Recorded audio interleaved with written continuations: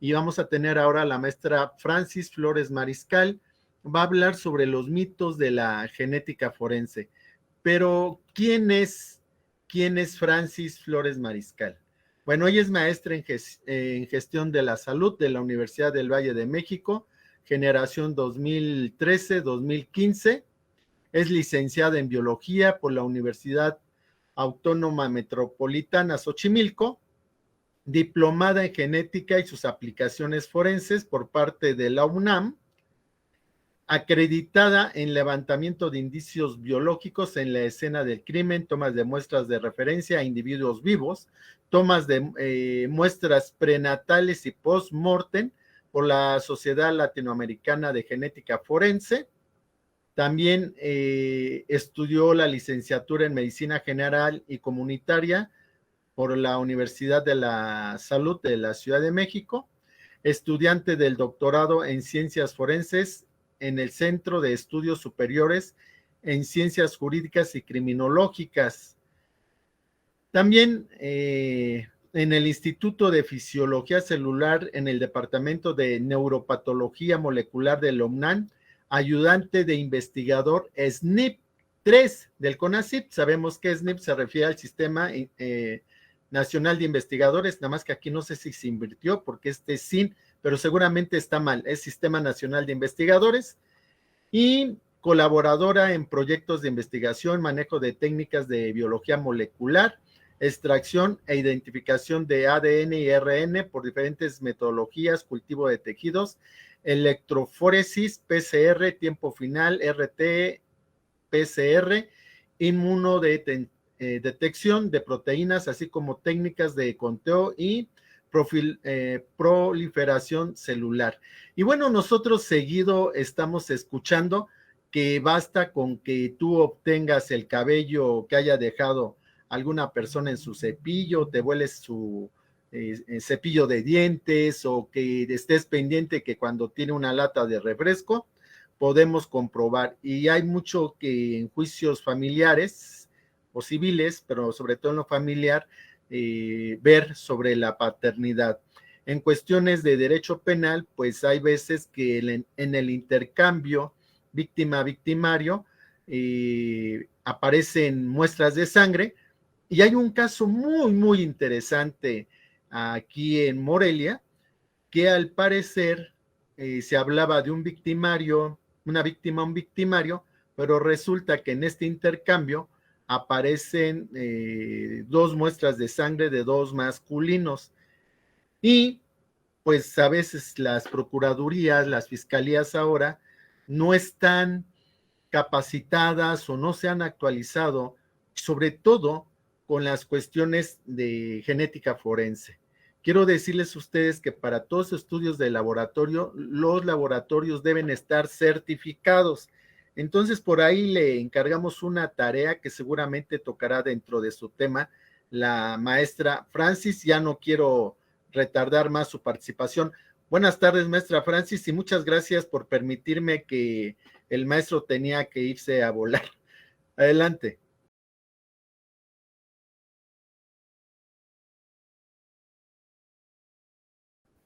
Buenas tardes. Al contrario, es un gusto estar con ustedes el día de hoy. Le agradezco al maestro Víctor el espacio. Y bueno, vamos a empezar. Les voy a proyectar mi pantalla. Ya se está proyectando, maestra. Perfecto. Nos vamos a empezar de lo general a lo particular. Entonces, necesitamos conocer un poquito de los conceptos básicos para irnos, para tener una idea general. Vamos a ver qué es el ADN, la definición de genética forense, su uso, el tipo y análisis forense, el ADN mitocondrial, el haplotipo Y, el ADN del área forense, los casos de intervención, las propiedades de las pruebas y los tipos de pruebas.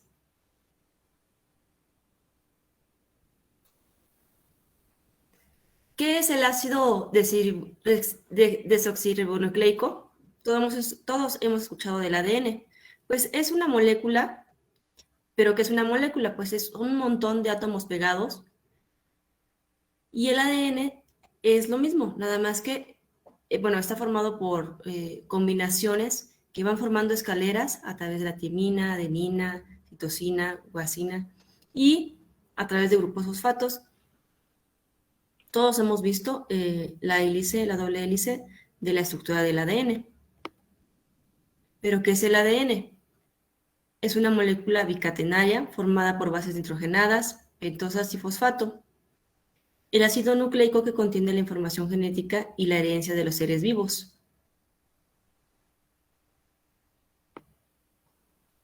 ¿Y cómo funciona este ADN? Bueno, pues para entender cómo funciona, vamos a pensar en él como el mapa de un ser vivo, que aclara y permite descifrar su estructura. La escalera de la que hablamos antes de esta formada por pequeños escalones o bases. Estas peldaños serían las diferencias de los productos químicos que la componen. Lo que ya les mencioné, la adenina, guanina, tiamina y citosina. Los escalones se van combinando unos con otros, dando lugar a lo que sería un código. Este código varía de una persona a otra. Esto es lo que nos hace diferentes y únicos.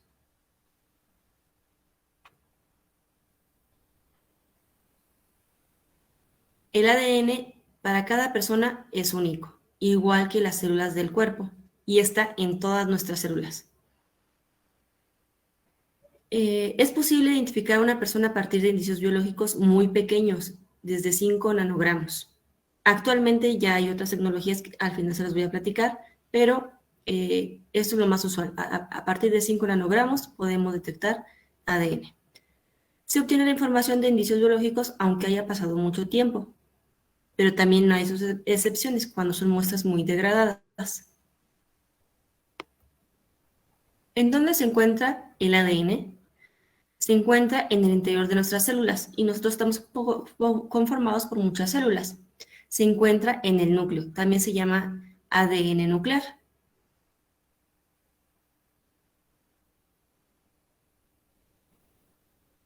¿Qué podemos detectar? El ADN se puede extraer de prácticamente todos los tipos de fuentes biológicas y se analiza mediante diferentes técnicas.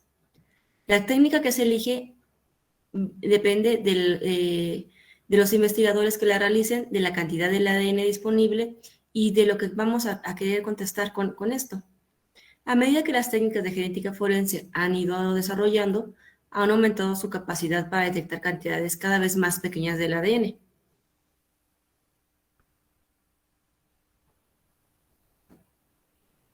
El análisis genético es la metodología científica que se utiliza y es básicamente, a grandes rasgos, 3 técnicas: la extracción del ADN, su cuantificación de ADN y su amplificación a través de la PCR, por sus siglas en inglés, cadena de la polimerasa, y posteriormente la electroforesis capilar para hacer así la diferenciación de los marcadores genéticos.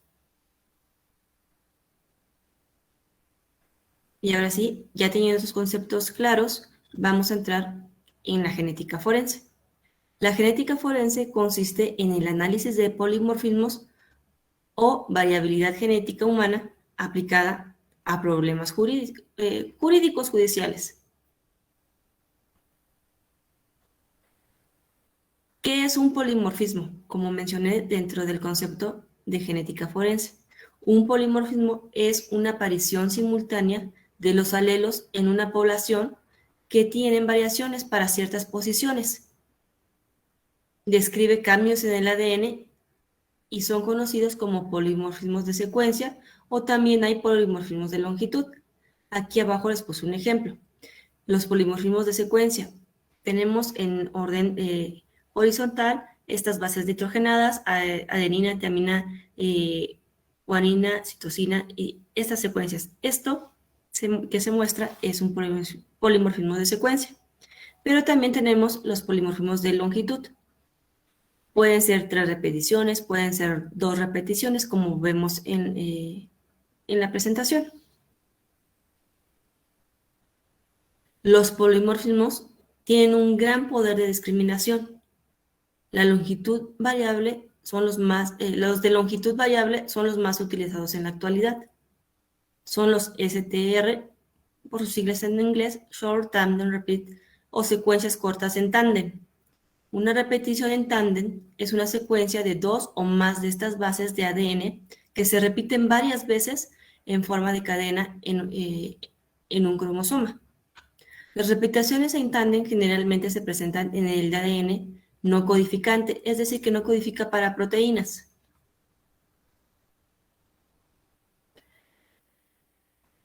La tasa de mutación en estos marcadores es muy baja. El tamaño es pequeño y se conoce su ubicación cromosómica, ya está establecida, ya la conocemos. La combinación de estos marcadores es la base de los bancos de datos para almacenar la información. Por ejemplo, el CODIS, que también les voy a platicar posteriormente qué es. El CODIS inicialmente utilizaba como estándar 13 regiones de estos STRS específicos. Aquí les muestro estos polimorfismos en tándem de un individuo y de otro. Normalmente se analizan al menos, bueno, actualmente al menos 20, 21 marcadores dependiendo del kit comercial que se utilice, más el marcador de sexo, que es la amenorgenina. Se visualizan como una serie de picos en un gráfico cuya posición corresponde con la longitud de estos STR y se registran como un número. Cada marcador tiene dos variantes o dos alelos, porque le damos una versión de nuestra madre y la otra de nuestro padre, lo que significa que el perfil genético de una persona se puede representar como una serie de dígitos. Por ejemplo, en el marcador XY se representa 12-13, y así sucesivamente otro marcador 13-15, otro 9-12, como si se tratara de una lotería. Cada par de dígitos siempre va a corresponder con un marcador específico que está localizado en un cromosoma.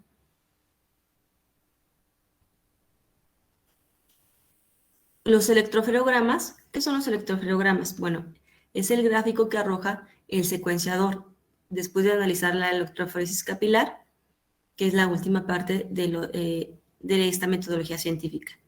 En la muestra, más bien, en esta imagen se muestra el orden de las bases a partir de las curvas de fluorescencia para cada una de las bases. Aquí en la imagen vemos el marcador D3S1358 y vemos aquí el inicio, el marcador de sexo, la amenorgenina. Tiene XY, lo que nos dice que corresponde a un masculino. Y en este tenemos que solo amplificó con el número 16. Y así sucesivamente nos va dando esta información. Para el marcador D1S1656, amplificó para 15 y 17.3. Con esto vamos haciendo una tablita que son los resultados. Esto podríamos decir que es la evidencia científica de nuestros resultados. ¿Cómo vamos a interpretar estos electroferogramas? Cada una de estas bases le corresponde un color que el pico interpreta como un pico. En las partes superiores le asigna a la base correspondiente, como les mostré en la imagen. La secuencia correcta a cada base corresponde a un pico bien definido. Si existiera una contaminación de otra secuencia de ADN, nos vamos a dar cuenta, eso se ve en los picos, en las secuencias, serían encimados. Para solucionar este problema, se debe hacer más específico en la amplificación por PCR o clonar el fragmento. Incluso a veces con lavados, a veces utilizamos mucha muestra y nos dan esos picos. Hacemos un lavado y listo. Cuando el producto no está bien purificado, el templado o la concentración es menor a la recomendada, se determina la señal antes de que se lea todo el fragmento. Por eso es que antes de hacer la estadística es muy importante revisar los electroferogramas. Y aquí les puse un ejemplo de un resultado de una prueba donde el objetivo era determinar parentesco biológico de paternidad. Aquí vemos que se utilizaron 23 cromosomas más el amenorgenina. Perdón, 23 marcadores y el marcador de sexo amenorgenina. En la primera tabla vemos los alelos del posible padre, X y Y. Y a mí me gusta poner en medio los alelos en común. Aquí vemos los alelos del menor y los alelos de la madre. En este marcador vemos que el hijo tiene 15-15, la madre tiene 15-15 y el padre tiene 13-15. En el siguiente, el padre tiene 12-15, el menor tiene 15-15 y la madre tiene 15-15. El alelo en común con el padre es el 15 y así sucesivamente. Posteriormente se hace el índice de paternidad combinado, lo que podemos expresar como en términos porcentuales. Y la maternidad, que siempre es importante incluir a la madre para conocer, ya que la información genética, como mencioné, pasa a la mitad del padre y la mitad de la madre. Además que es un control más.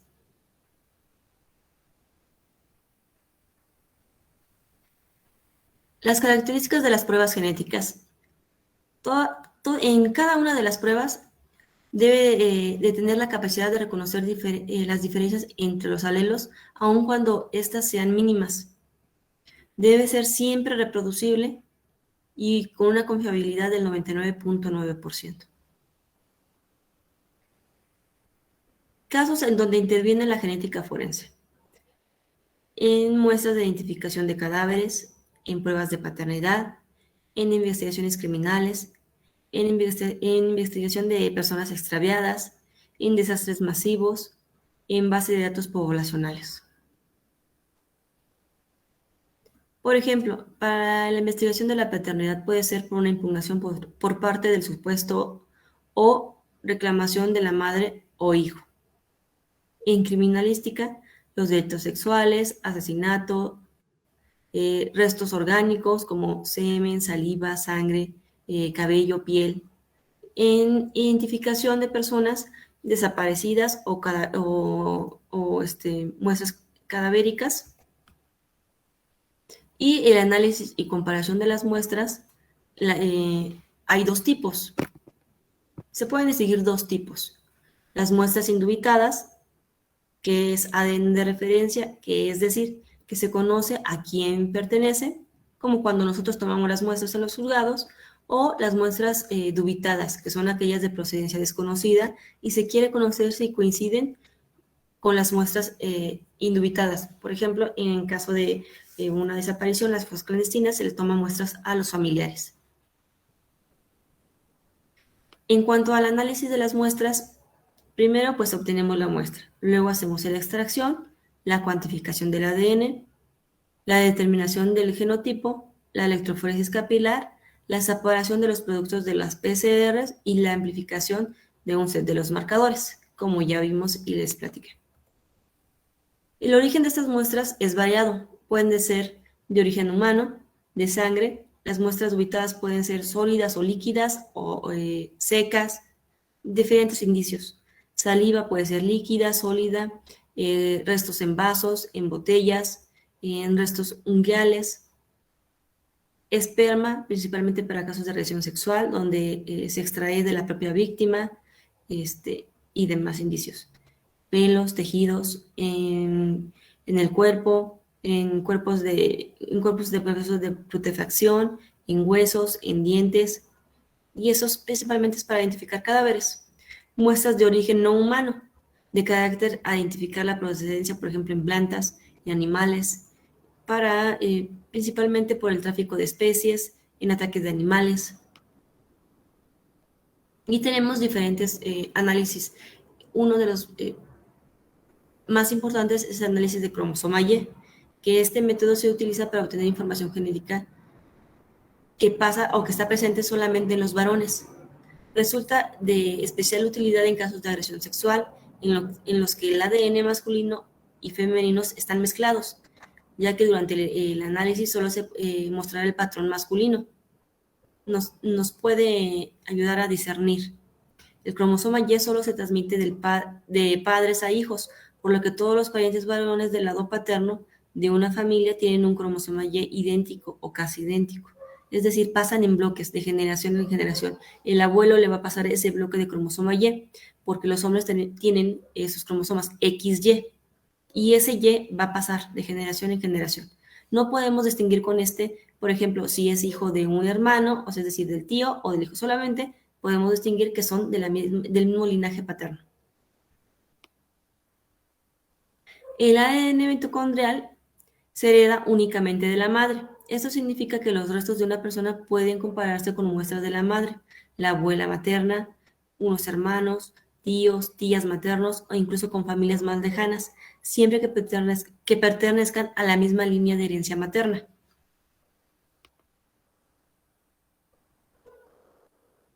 Es muy importante el valor estadístico de los familiares biológicos en la identificación.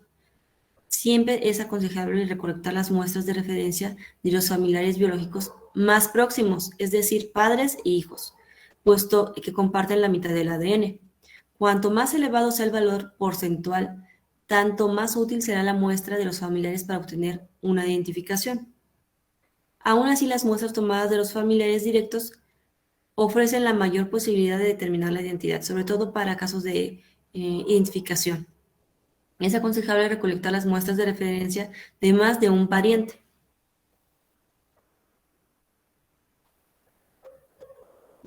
Aquí en esta tablita vemos las referencias familiares y la probabilidad de la identidad que podemos tener. Con un hermano o una hermana, el 92.1. Con un hermano, con una tía o un tío, 94.4. Hermanos o dos tías o tíos de la misma rama de la familia, 97.8. Entre más personas utilicemos, podemos aumentar este porcentaje.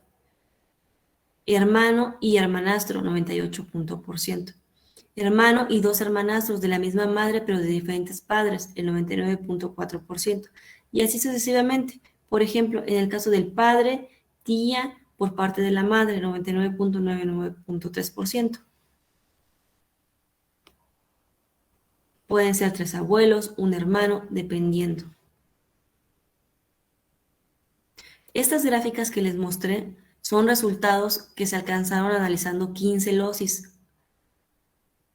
en los STR indicados en el Identifier PCR Amplification Kit de Applied Biosystem.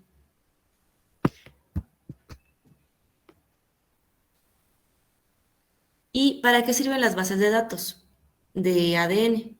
La comparación de los perfiles genéticos obtenidos de muestras encontradas en un lugar del delito con los perfiles almacenados en bases de datos han supuesto una de las principales innovaciones en la lucha contra el crimen. La comparación del perfil de ADN no solo aporta información esencial a las fuerzas policiales, sino que además supone un gran ahorro en tiempo y sobre todo en dinero. Sin embargo, el uso de las bases de datos de ADN también han suscitado inquietudes sobre la privacidad de los datos, la seguridad de los datos personales, la imparcialidad, quién tiene acceso a estas. La principal base de datos es el CODIS, que es la base de datos de Estados Unidos y que fue creada por el FBI. El CODIS identifica marcadores genéticos. Inicialmente empezó con 13 STRs, además del locus de la melogenina, presentes en los cromosomas X y Y para determinar el sexo que ya les platiqué. Actualmente ya agregaron 7 más marcadores, en total 21.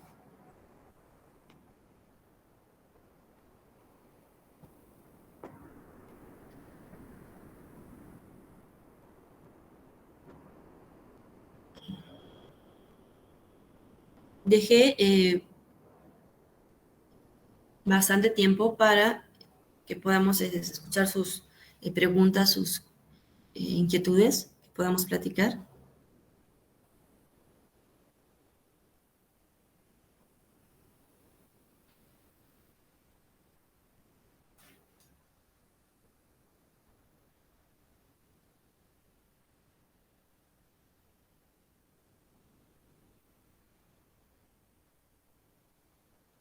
Nadie tiene ninguna inquietud, ninguna pregunta, ninguna duda.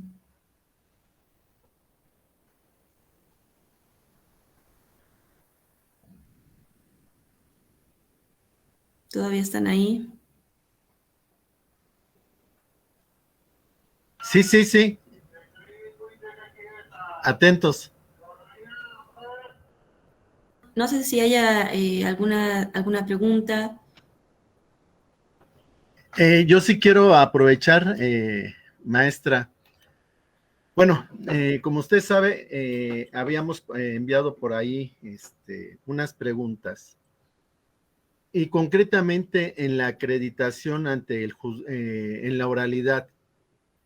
Para poder rendir una pericial en genética forense, ¿cuál es el perito idóneo o qué tipo de estudios tiene que mostrar? Yo creo que son dos cosas. Primero, la Suprema Corte de Justicia ya determinó que los laboratorios deben de contar mínimamente con la norma 007. Ujú. Y en cuanto al perfil del perito en genética forense, pueden ser químicos o biólogos, pero con la especialidad o especialistas en biología molecular. O sea, maestra, eh, sabemos que varias fiscalías hay una, no sé, esta comisión que certifica que tienen que calibrar los instrumentos. Esta norma 00720, creo que dijo así usted, si no se tiene y lo que se haya realizado en ese laboratorio, ¿se invalida la prueba? Yo creo que sí. Si no cumplen con la norma 007, que es la básica de todos los laboratorios de análisis clínicos, porque en México no tenemos, no está muy bien regulado. Existen otras normas internacionales, pero aquí en México, con que cumplan esas la norma 007 basta.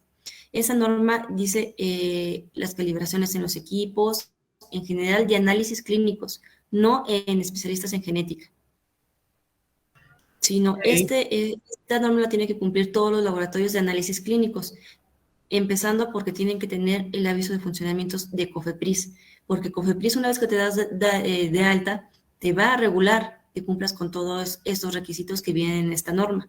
Por eso es que con mínimamente tener esto, lo pueden realizar. A grandes rasgos, maestra Francis, ¿qué es la norma 00720? Son las características mínimas con las que tiene que cumplir el laboratorio de análisis clínicos. Ok, entonces el perito me dice ya sea químico, biólogo, tiene que tener estudios en biología molecular. Em, ¿Hay algún instituto, alguna universidad que dé ese tipo de especialidad? ¿Hay un tipo de cédula especial o cómo se acredita esa biología molecular? Em, Pues en la universidad, bueno, en la UNAM me parece que hay una carrera de ciencias forenses y a ellos los capacitan y pueden fungir como peritos en muchas áreas. En cuanto a acreditación, tampoco tenemos como tal, entonces hay que buscar de manera internacional acreditaciones en diferentes puntos, el levantamiento de indicios, en control de calidad, ¿en qué otra cosa podría ser? En diferentes etapas del análisis. Conforme a los alelos que se pueden obtener en este intercambio, ¿con cuántos alelos basta? Concretamente, sí se puede hablar del tema, puesto que fue surgido en oralidad y no estamos nosotros eh, alterando o diciendo algo que pueda generar un problema a un caso que se está llevando en Michoacán. Entonces, ahí en ese intercambio que hubo de víctima a victimario, se encontraron unos alelos que corresponde a otro masculino. Basta y sobra con que haya habido un alelo y de cuántos nanogramos, o no sé cómo me decía usted, basta para saber que sí es otro masculino y que, bueno, se tuvo que investigar a ambos. No basta con que uno se le identifica plenamente, pero si hay ese alelo o ese pequeño indicio de sangre, entonces se debe realizar una investigación. Entonces, basta y sobra que será una gotita de sangre para que se tenga ya que hay una tercera persona involucrado en un hecho criminal? Mire, no terminé de ver el video, la verdad, no me dio tiempo, pero lo poco que vi y entiendo es que en la tabla de resultados hay, como la que yo muestré, les voy a volver a compartir.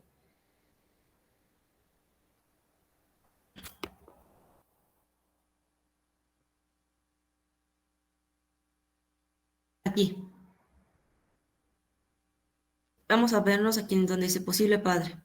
Aquí hay dos marcadores. A veces obtenemos No, no tres, se ve, maestra. ¿no? Ah, ok. No.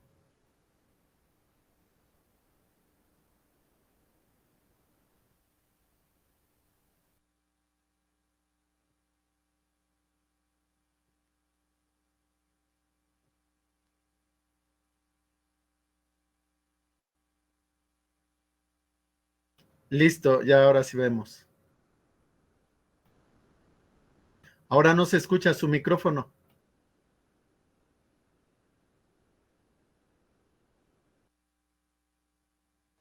Ay, perdón, a ver, vamos a volver a hacerlo.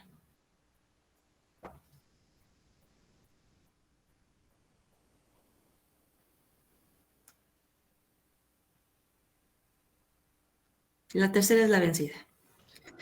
Sí, ya se ve. Miren, vamos a ubicarnos aquí solamente en el posible padre. Tenemos, más bien tenemos cromosomas homólogos, es decir, tenemos dos, uno que pasó de nuestro padre y otro de la madre. Pero hay veces que tenemos mezclas, como en este caso de una investigación criminal, que en un indicio pudieron haber encontrado tres marcadores. Entonces, podemos primero identificar la muestra, en este caso de la víctima, que era una mujer, o los alelos del varón, ¿no? Utilizando el haplotipo Y y identificar esas secuencias mezcla. No tengo imágenes de esto, pero se verían, por ejemplo, tres. Ok. Aquí, o lo importante sería esto, que yo les comenté que es la evidencia científica de los resultados. El poder interpretar esto. Aquí solamente tengo un pedacito de estos. A ver. Por cuestiones prácticas lo corté, pero esto solamente es un pedacito. Esto es el resultado, la evidencia. Aquí el marcador. Estos picos. Aquí si tuviéramos una mezcla, por ejemplo, veríamos un pico por aquí o otro por aquí. Cada laboratorio tiene sus estándares para determinar. Por ejemplo, aquí, este piquito, ¿se alcanzan a ver? Esto no quiere decir que es una mezcla. Tal vez en otros laboratorios donde tengan estándares menores podrían contemplar esto como una mezcla. Entonces, dependiendo, también es muy importante la interpretación de estos resultados, de estas gráficas. O sea que si el perito... Si el perito puso esto, él lo ve como un marcador más en esa tablita, quiere decir que efectivamente estamos hablando de una mezcla. Pero Ajá. muchas veces pues no tienen la experticia de poder discernir estas cositas. También tenemos artefactos, lo que les comentaba, cuando a la hora de extraer el ADN, tenemos a lo mejor mucha muestra y lo vemos cuando cuantificamos, podríamos ver picos grandes. O aquí, esto no quiere decir que está mal esto o que está mal este. Puede ser que hayamos utilizado mucha muestra nada más y con un lavado disminuye y volvemos a cuantificar y volvemos a correr. Entonces es muy importante saber, conocer los controles, los estándares, toda la metodología que ocupa el laboratorio. O sea que si la perito dijo que encontró dos alelos de diferentes, entonces hizo mal su No, comparación, ahora está obligada. hay que confirmar. Si ella ya lo puso, eso quiere decir que era suficiente y que estaba, que lo valoraron estadísticamente y que efectivamente era una mezcla. Ok. Eh, Ahora sé que si se encuentra una muestra se debe contrastar con una población alrededor de 1,000 o 10,000 personas para que pueda decirse. Eso que usted me está platicando es el índice de virusimilitud, que son las pruebas estadísticas que menciono. Cuando lo más sencillo en la genética forense son las pruebas de paternidad, que estamos bien claros de las muestras a quién provienen. Entonces, se toma estos marcadores genéticos que ya sabemos que están localizados, ya hay tablas poblacionales. Uh-huh. Y se hace la estadística correspondiente, que es el índice de virusimilitud, que corresponde a cuántas veces es más probable que sea el padre propuesto al azar en la población que el individuo que estamos obteniendo la muestra. Es decir, más bien, en conclusión, esto nos dice que no es posible que otra persona en el mundo tenga la misma secuencia genómica para que coincida como el presunto padre también.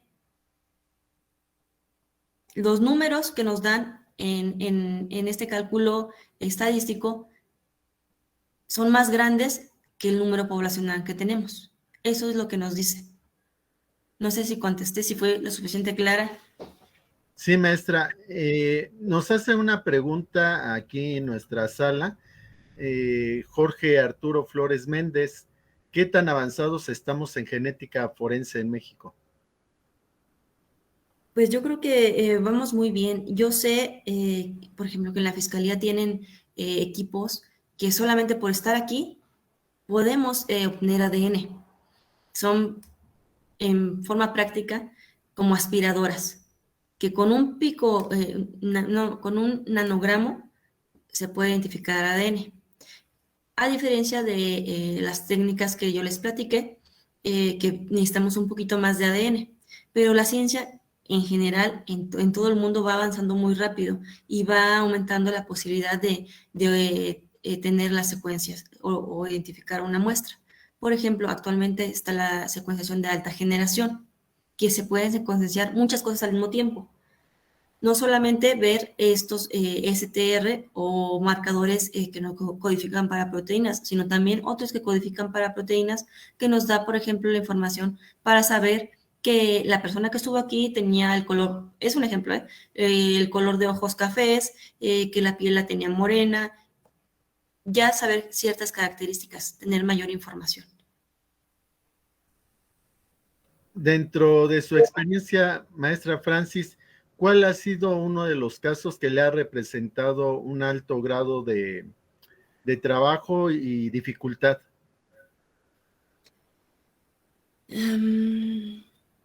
Pues recientemente tuve dificultad, no.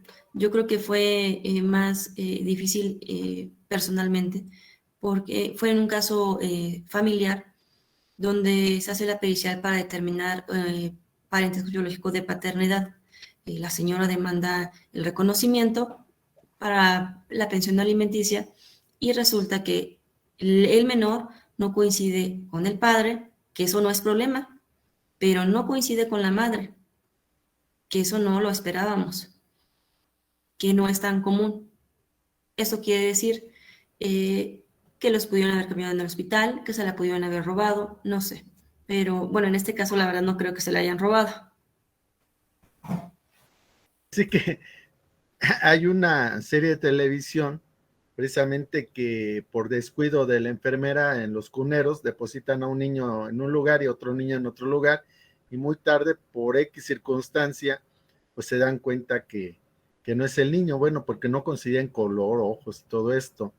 Y qué tan difícil es una situación de un padre que lleva tanto tiempo, que son creo los casos más comunes, tanto tiempo a un menor y de repente se da cuenta que no era el padre. O sea, sí sé que la genética pues es hablar de cuestiones de átomos, de ciertas células, pero el impacto emocional seguramente es grandísimo. Entonces, la genética, a partir de sus desarrollos, ha hecho que mucha gente que fue culpada de algún homicidio, alguna situación, pues gracias a estos estudios se vio que no. Y bueno, en algunos países como en los Estados Unidos, tuvieron que hacer una reparación del daño por una persona que pasó más de 30 años ahí. Aquí en nuestro país pasa algo parecido o simplemente ni un disculpa se da. A mí no me ha tocado casos así, donde lo hayan demostrado posteriormente. Sí, al inicio, una de las ventajas aquí en nuestro país es que, pues ya como tal, en materia penal, la Fiscalía tiene sus laboratorios, pero donde hay mucho trabajo, no sé si sea por el Estado y las políticas que se manejan, es en el Estado de México, donde yo me encuentro, que el Poder Judicial no cuenta con laboratorio. Entonces, es como entramos nosotros como peritos externos.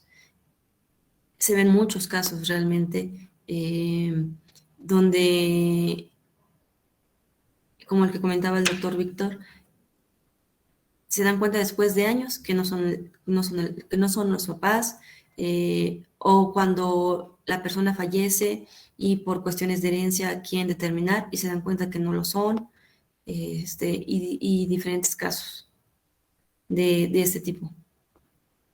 Maestra, ahorita habla de algo muy importante. Anteriormente, cuando llegaba un perito de la fiscalía o de los mismos tribunales que tienen a sus peritos, un perito particular, pues difícilmente ganaba un caso y ahora es todo lo contrario.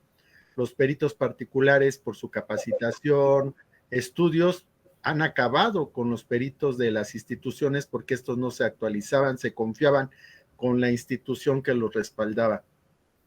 Pero mi pregunta es, una institución a final de cuentas tiene un gran equipo y un perito particular es muy difícil que pueda comprar, supongo, no Un sé equipo, qué instrumentos utilizan ustedes y a lo mejor un alquilan certificador el laboratorio. ¿Cómo trabaja el perito particular particular. con usted?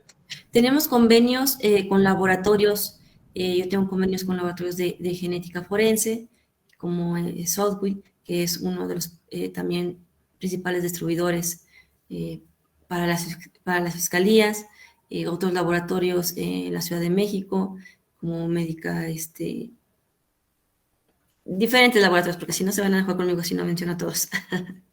Entonces, dependiendo, cuando son muestras óseas, voy con un laboratorio; cuando son muestras de referencia, voy con otro. Y bueno, en mi caso, yo que tengo colaboración con ellos, yo misma proceso las muestras. Hay otros donde lo mandan a maquilar, que también es pues completamente legal. Incluso lo llegan a mandar a otros países. Ok, entonces lo primero que usted hace es verificar que tienen la norma 0720, al parecer que nos dijo. Es lo primero que se hace. De inicio sí, con eso es más que suficiente para hacerlos, pero en mi caso no basta con eso. O sea, yo voy con laboratorios que cumplen con otras normas internacionales como la 0725 Muy bien. o otras. Ujú. Ajá. Entonces, cuando se viene la acreditación de un perito que ostente que va a hacer una pericial o hizo una pericial en genética forense, la primera forma de desacreditarlo sería preguntar si su laboratorio está certificado y la otra, si ese perito cuenta con una certificación internacional. Eh, es que yo creo que aquí me cuesta trabajo decirlo para desacreditarlo, pero como esta pericia es muy, por decirlo así, sencilla, se basa en el método científico, que una de las características es que debe de ser 100% reproducible y que se debe demostrar la evidencia, los electroflogramas, la tabla, que son la interpretación de los resultados. Yo creo que podría haber otras formas, y no tanto por las acreditaciones, porque le digo, ya determinaron la Suprema Corte de Justicia que solamente con incumplimiento de la norma 007 basta, que es lo básico que un laboratorio tiene, es ir a COFEPRIS y decir, aquí estoy, acabo de abrir, ven y revísame. Eso es lo mínimo. Podría, la interpretación de los resultados, más bien ahí, como le explicaba, ¿cuál es su estándar? ¿Cuántos años de experiencia tiene? Porque también la interpretación quiere decir que encontremos ADN en un lugar no quiere decir que sea culpable una persona, sino toda la evaluación de todos los datos. A lo mejor ahí entraría en la combinación con otras experticias, la mecánica de hechos, etcétera. Supongo que como toda ciencia actúa con base en protocolos.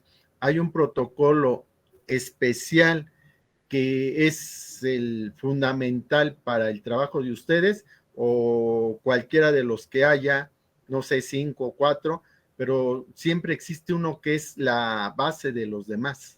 Okay. Existen protocolos principalmente para identificación de desastres. Por ejemplo, que nos dan el porcentaje aceptado para identificar a una persona. Pues maestra, nos pasaríamos tiempo y es que la ciencia que usted trabaja, pues verdaderamente a todos siempre nos ha llamado mucho la atención y por la precisión que se debe tener, y vuelvo a repetir, la reproducción que usted llama, ¿no? Que se pueda reproducir esta muestra con lo que se obtuvo y no por un error se echa a perder esta muestra del indicio proporcionado, que no se haya hecho una adecuada cadena de custodia. Pues no nos resta más que agradecer y pues felicitarnos. Aquí sí, perdón por ser tan vanidoso el Colegio Federal de Peritos, pero nos felicitamos por tener a gente tan inteligente, tan importante como usted, maestra, que colabora con el Colegio Federal de Peritos. No, al contrario, es un honor colaborar con usted, con el colegio, con todos mis colegas. Le agradezco mucho por este espacio que me da. Pues nuevamente muchas gracias y como a todos, pues hemos dado un aplauso y como para que no haya mucho ruido, pues como lo hacen en el lenguaje de la Sí. gente que no puede hablar, porque ya no sé el término adecuado con eso que cambian a cada rato, ya no sé si se les dice sordomudos, creo que es impreciso y mejor no me meto en problemas, ¿verdad? Pero Sí, le no hay problema. aplaudimos de esta manera, así lo hacían con los mayas también. Muchas gracias, maestra.